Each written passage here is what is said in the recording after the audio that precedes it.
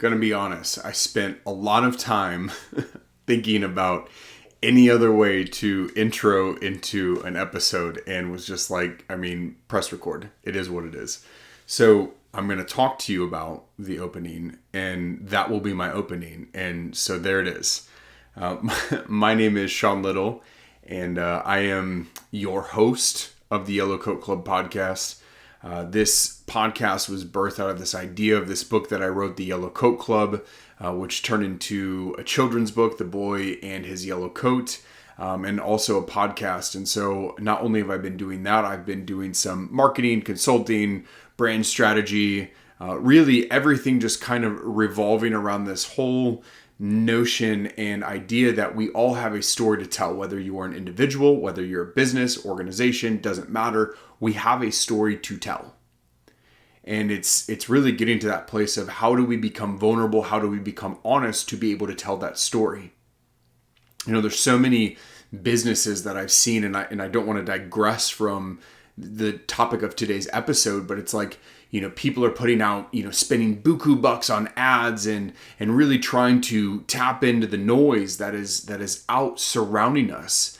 And yet I feel like so much, you know, we hear these buzzwords of authenticity and what does that mean and vulnerability. But the reality is that people want to feel connected to something. And if you're always talking about yourself, if you're not tapping into the pain of what other people are experiencing, like then it creates this dissonance.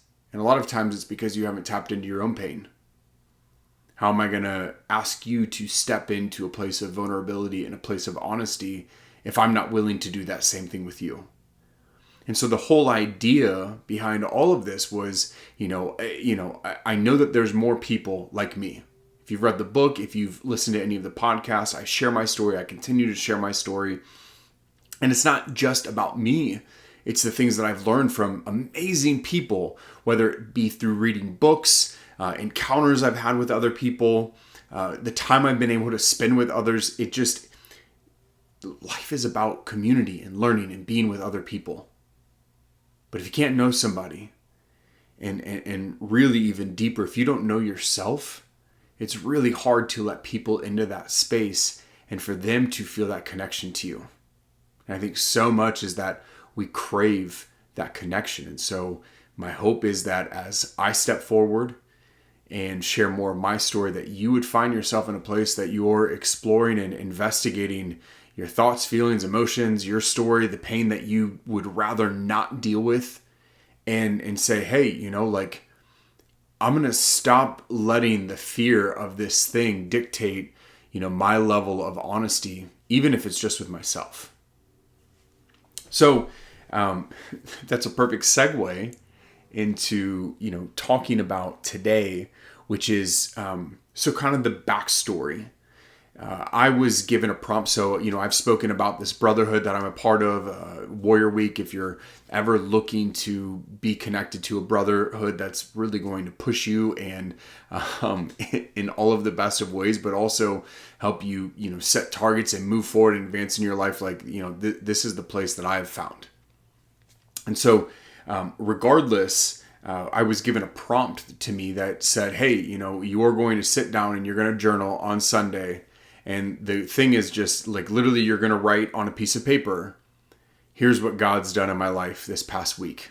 And the assignment was to write an entire page of where I've seen God showing up in my life for the past week. And so, I've shared a little bit on the podcast and I'll continue to share more, but like my wife and our family are making some pretty huge, big leaps of faith and transition in our life. We're packing up our stuff. We're going to be renting out our house in Phoenix. We're going to, Michigan for the summer to go be with my family. We might, do some other maneuvers trying to figure all that out, but eventually we're going to end up in Texas next year, trying to literally follow in faith of this calling that I feel like God has not only on my life, our family's life, but something that's going to be so valuable. And so I'll share more about that as those things progress. But, things have felt really heavy, when you've got, work and other work and child and trying to, do all of these things and manage them and still, honor your marriage and everything. Like, things can feel really stressful and really heavy. And so I had just gone out to Texas because I truly felt like God was calling me back to that. And we can talk way more about that at another time.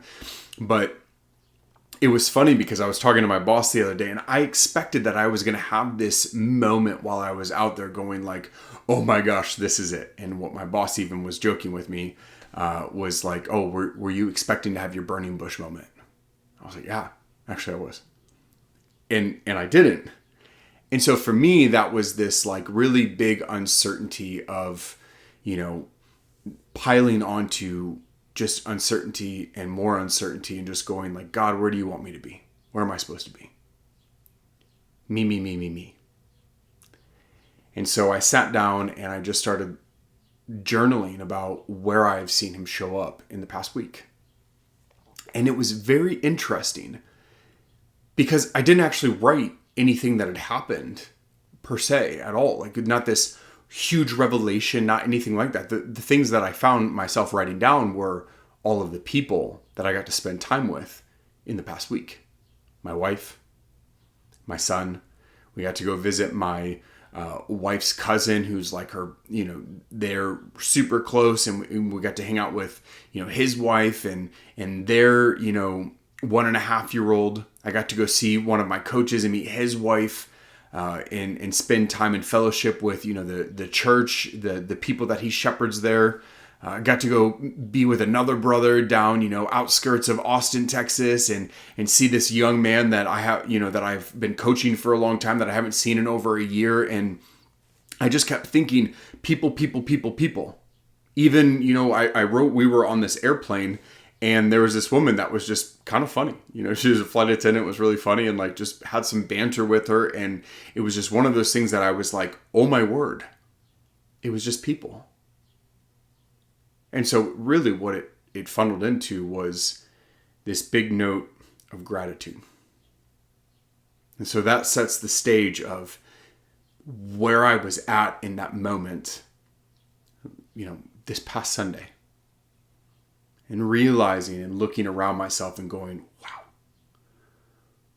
God has filled my life with people. And so if I take you back, really, really far back to when, I was younger, we moved around a lot when I was a kid. And so that was really challenging for me because, early on it was like, I remember when, I lived in Houston, Texas from age 2 until age 8. And so then we pack up a car and I write about it in the book. I remember leaving and just being so distraught that I was leaving my best friend and my best friend's family behind. And I was going into this new future that I did not choose. Like, everything was being ripped away from me. And it wasn't shortly after, a year or two later, my dad passes away, and this person being ripped from me and us moving to another house. And then my mom gets remarried and we move to another house. I'm in a new space and I'm having to make new friends and meet new people. And I'm just so riddled with anxiety and insecurity. And then my mom passes away and I'm moving again. And so not only is there this constant tension of push and pull, it's like, where do I fit in? And so by the time I, ended up in Michigan, I now have this eating disorder. And now not only am I insecure and feel like I'm already in hiding, I'm actually in hiding because now I'm trying to hide an addiction that started by, I'm 14, I'm 15. And so as I then now acclimate to a new school and it was a little bit quicker to make friends, I remember, feeling this urge to want to confide in somebody, to be close, to be connected to somebody. And so I remember I ran with him and we went up this dune that's in Holland, Michigan. And we get to the top and we're sitting there and I just was like, I felt so close to him. And I said, I told him this deep, dark secret, which was, I have an eating disorder and I'm really struggling.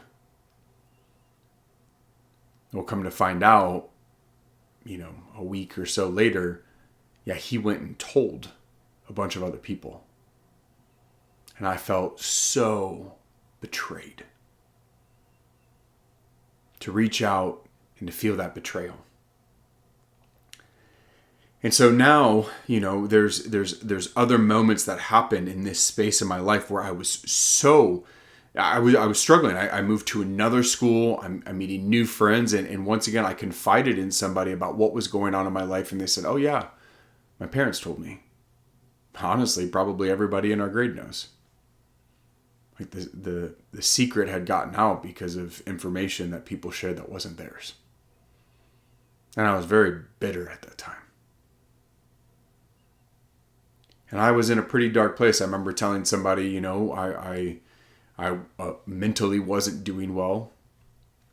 And, they would go tell their parents, and their parents would tell my aunt and uncle. And so literally it was like anything heavy that I felt, now it didn't seem like I was safe to share with anybody, because it was going to end up where sometimes you just need to say the thing that you're feeling because you're not going to do anything with it. And I get some people, it's like, hey, I'm really worried about them.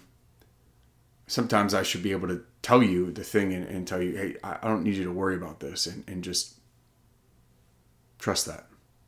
It's a delicate, because also I know that people, if something bad were to happen, don't want to feel that responsibility of like, what, I could have done something about it. So I'm not discrediting that, but I am saying that the lessons that I learned that early on in life was hide, put on the face, and don't tell people those things because they're not interested in them. They're not interested in them.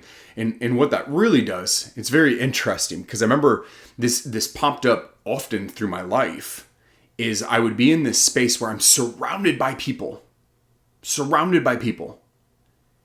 And yet in that room feeling extremely alone. It wasn't the being around people. It was the fact that I had isolated myself, even if I was geographically right next to you. And for some of you, that might not make sense, but for some of you, you know exactly what I'm talking about. I'm in a room surrounded by people right now, even people that I would call my friends. I could have been drinking with them. I could have been partying with them. We could have, been thick as thieves. And yet you don't know most of the things going on in my life because I am not willing to vulnerably share that part of with me because I don't know what you're going to do with it. And so what was interesting is that over time, as you can kind of pick up, and I even said earlier in this, was everything became about me. I think about if people want to know the real you, but you're constantly thinking about yourself, A, I didn't open up to them, but B, like, how selfish. And, song lyrics have these beautiful ways of speaking to us. And, at this stage of my life, in my early 20s, I heard there's this band, Mike Maines and the Branches. And there was a line in a song where he says, I've been so stuck on myself, I can't seem to help anyone else. And as I was preparing for this podcast and working this messaging, that line kept coming up. I've been so stuck on myself, can't seem to help anyone else. And so there I was, living this life where, I talked about wanting to, help other people. I was, invested in nonprofits and, was, socially involved and, talk the big talk or whatnot. But like life was always about me. I don't want to admit that. I don't want to, have to deal with that reality. But I made so many things about me, even if I didn't think that it was. The moment somebody says something on their heart and you turn that story into go to, well, it's about me. Well, you just made what that person was feeling, thinking, whatever about you when it could be about them. What is their experience? What are they going through? I don't want to mix messages, but really it came down to this place where I felt so incredibly alone. And yet the biggest barrier to me and my loneliness or with the people around me was me.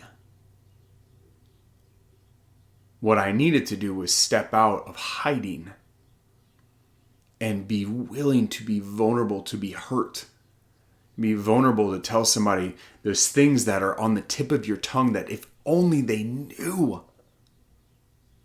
If only they knew. I think about, a girlfriend that I had in college, and I've always wished the best for her. She's a great human being, and I was not a great human being to her. And during our relationship, though, the entire time, like, she was so caring, so loving, so giving, and I was just so stuck on myself. I hid so many things. You can't know somebody who's always hiding stuff, that won't expose themselves. You can't know somebody like that. So I never allowed her to know me.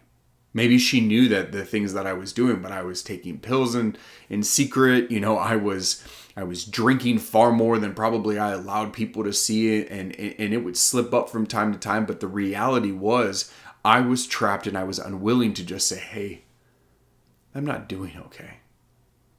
Because the moment I do that, I'm inviting somebody else into that pain, and they might look at me and say, hey, I think you should. Oh, whoa. I'm not looking to change anything. And if you pressure me to change anything, I will just push you away.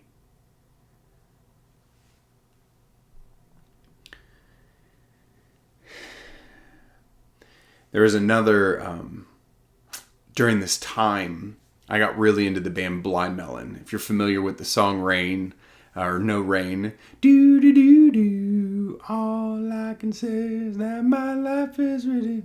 Yeah, you know the song. If you know, you know. And but the lead singer, he passed away in 1995 with a cocaine overdose. Thought he was an incredible musician. Died, far too young. But he, struggled with mental health. He struggled with so many different demons that he was fighting, And he had this song, Blind Melon had this song called Soup. And once again, these lyrics, I remember then just hearing them and it piercing my soul. Which he said, and I'll close my eyes really, really tight, and I'll make you all go away. And I remember thinking often that just shutting my eyes and just wishing that everything would stop around me, that people would leave me alone. And at the same time, I'm like, would you please just come here? I want to be held. So many of us are adults with little children trapped inside of us that just want to be held. Most people don't want to admit that. Imagine you're well into your 60s and you still walk with the innards of the wounded little girl who didn't get the attention from her father. The young little boy who lost both his parents. Always wondering, where'd you go? The little boys and the little girls that bounce from house to house to house to house to house. Is there any permanency in my life? But what's at stake if we don't look in the mirror and deal with that pain is that little child is always going to be trapped inside. We need to learn to love that child and be reunited with them, but also we weren't meant to do it in isolation. We just weren't. And so catching you up to speed where I'm at, all of these things, I find myself, at this cusp of, in my mid-20s, late 20s, I'm now in pretty bad shape. Like I've said and I've shared with you is, I knew I was an alcoholic and I kept trying to hide these things from my life, creating these new facades. And so I was the one that was making myself alone. And there's so many powerful quotes. I mean, I'm literally looking at an iPad right now with quote after quote after quote that I was just digging into. And, a famous scripture comes to mind. And so many people have heard this. It literally says, two are better than one. If either of them falls down, one can help the other up. In John Mark Comer's book, Live No Lies, he literally says, deception thrives in isolation. When we are isolated, we are so easy and we're just so easy to attack. We're so impressionable. Because there's no one, we're not there, someone helping us to fight the lies, someone helping us to be in that space. And so it becomes so interesting because we can start to believe the lies. I'm alone. No one cares about me. No one loves me. And yet these are the stories that we tell ourselves. And what would it look like with the words right here trapped to speak out and share in vulnerability? What would it look like to sit down like I did on Sunday and literally write out a list and go, these are the people that have been placed in my life? Might not be perfect. I have people in my life and I have relationships in my life that can be strained, that are a challenge for me, but I'm still grateful for those people because of who they are in my life.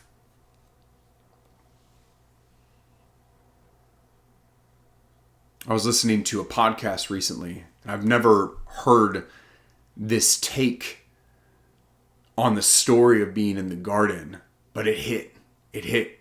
So I was listening, a favorite pastor, Erwin McManus, and he was talking about when the Adam and Eve had eaten of the apple. They had spoken to the serpent, ate of the apple, and now all of a sudden it says that they realized that they were naked and they were ashamed. It says that they heard God walking in the garden, and so they literally hid, and then God calls out to them and he says, "Where are you?" And so often that "where are you," and this is the point he was making, is that we think it is a matter of geography. But this is God that we're talking about. Like, God already knew what happened, so clearly he knew where they were. It wasn't a matter of that. But as Pastor Erwin shared, it was really, think of the question like this: what are you doing so far from me? What are you doing so far from me? And as we divide ourselves and fragment ourselves and become more and more isolated, we become susceptible to those stories. Imagine if we would have lived right there in proximity and closeness, and someone speaks a lie into us, we can catch it and say, "I know the truth." But in order for you to know the truth, you have to know the truth.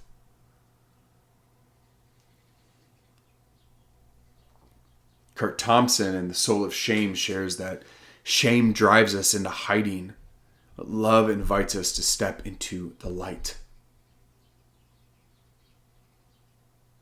So when I got to this place where I needed to be done hiding, it was through words, it was through proximity. It was through getting close to people and saying, I am going to allow myself to be vulnerable. I'm going to allow myself to expose myself to other people. And at some level, yes, people are going to deny me. They're not going to want to be around me. They can take what I say and drag it through the mud. But I guarantee that there is somebody out there where I know that I'm not alone. So often, we are the ones that make ourselves alone. But the simple truth is that we are not. If you go back all the way to the garden, it was just Adam living in the garden, doing his thing, counting animals, beating his chest, I don't know, naming names. It was God who said, it's not good for man to be alone. God was the one that recognized that. Adam didn't know that. There was intentionality behind bringing in another human. If we were meant to be alone, if we were meant to be in isolation, there would be one of us, which means that I would have absolutely nobody listening on the other end of this, which would mean that everything I'm doing right now is futile, or I would just be gazing into a screen looking at myself narcissistically. That's not what I'm doing. And so I took the chance. I exposed that truth. And it wasn't the final thing that I needed to do. It wasn't that healing just magically came. But it was that first step in inviting people into something and going, I have to figure out a way to be all in. And so after I got sober, I remember it was like literally a couple days before like the giant surging wave of COVID hit. I was at an AA meeting, and there was this guy that had kept coming in, and I was like, hey, I eventually walked up to him. I felt this prompting where I walked up to him and I said, I don't know how much sobriety you have, but, could I work the steps with you? And he said, yeah, sure. So then COVID happened, and started, and, the shutdown happened and all this stuff. And so, I felt like super, going rogue, driving to his house, and we would sit and have coffee and work through that big giant Alcoholics Anonymous blue book and meet multiple times a week. Didn't have anything else to do. And over time, that created a friendship.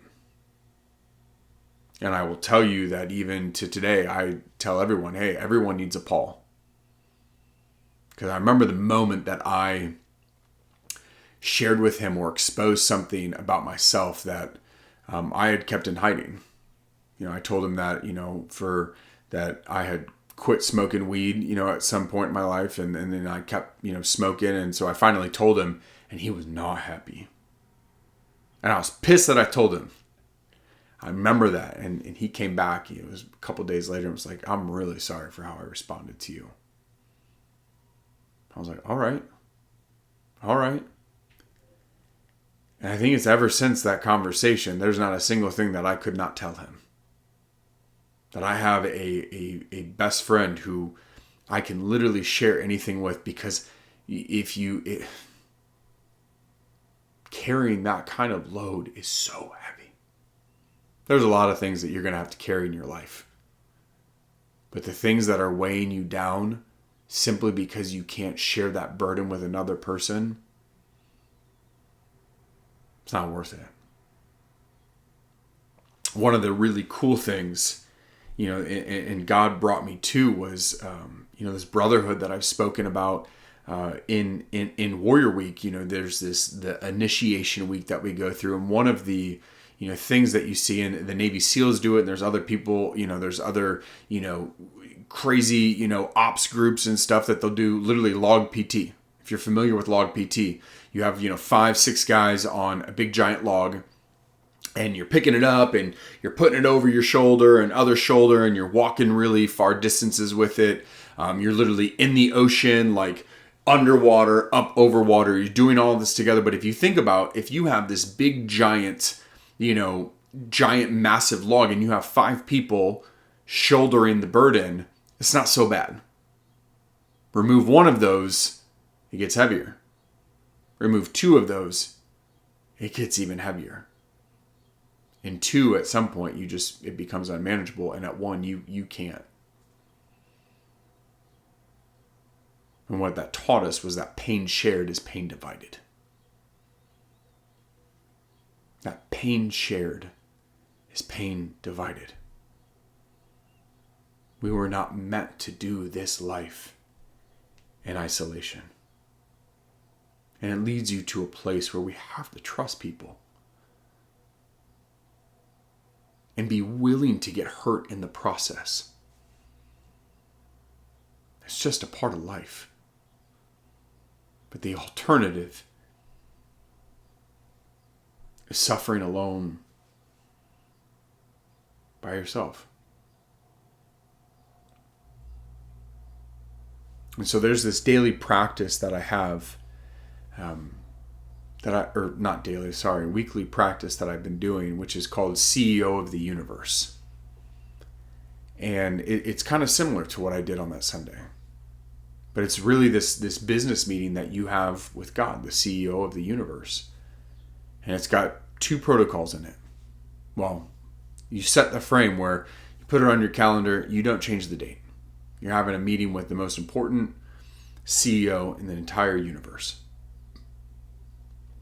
You sit down, you buy yourself a cup of coffee, and you buy the CEO a cup of coffee. Yes, I have pictures, 2 cups of coffee. Really, there's one of us sitting there. The other is in the chair in spirit. And then you literally write, Father, thank you for.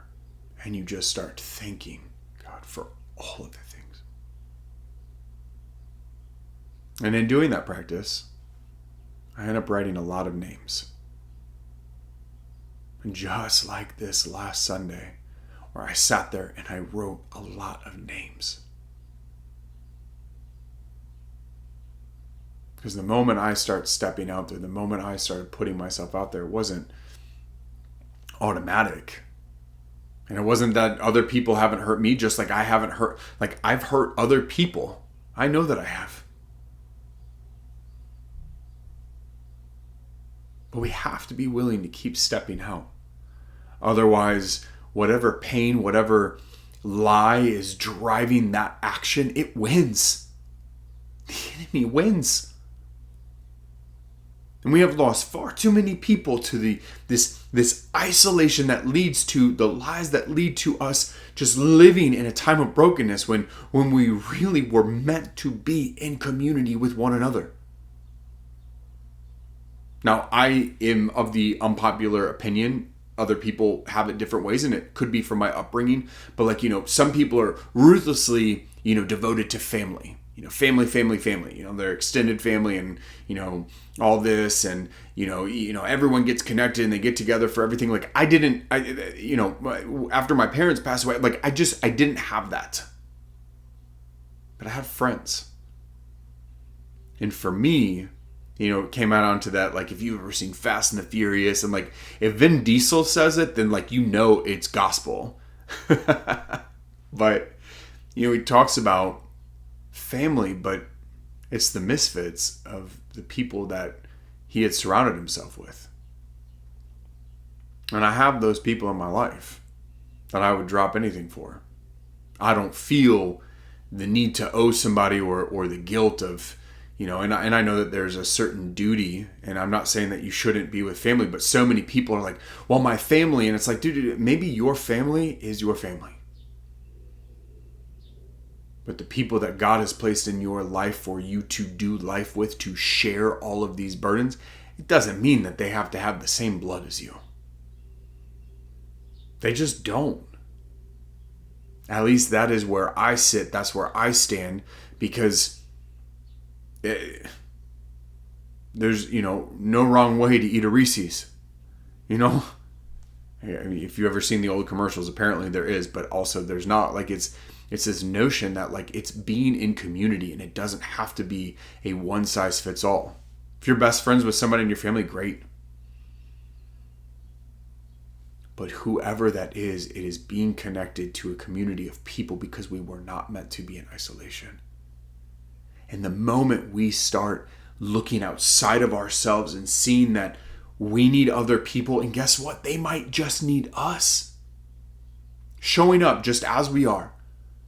That classic phrase, come as you are. Where we live life naked and unashamed. Keep your clothes on. But that idea that it's just, hey, I've got nothing to hide. And if you feel that tinge of, I want to hide this, that's a really sure sign that you should go share it with somebody. Not everybody. Not all information needs to be shared with everybody. But you get the point. You get the point. So as I wrap up, I am so thankful for the life that I've been able to live. I'm so thankful for, how I have been blessed in just so many beautiful ways. It's absolutely amazing to me. Absolutely amazing. And yet I know that like there's still so much more life. I can't wait to get down to Texas. Meet more people, get ingrained into more community. I will say it was really cool. I'll share this little moment, but I was down there, and when I moved up to Michigan, when I was young, I was raised that you say yes, ma'am, and yes, sir. That's just an expectation. It wasn't even like a, hey, would you? It was like, if you don't do this, you don't want to not do this. And when I got up to Michigan, I would, go to the counter of a gas station or something. I'd say yes, ma'am, or yes, sir, and would always get this really off-put look, and they say, oh, you make me feel old. When I was in Texas, I walk up to somebody and said yes, ma'am, yes, sir, and they don't bat an eye. It was a weird feeling, as if like I belonged there. I know that that's a small thing. It's just antics, but I felt like I belonged.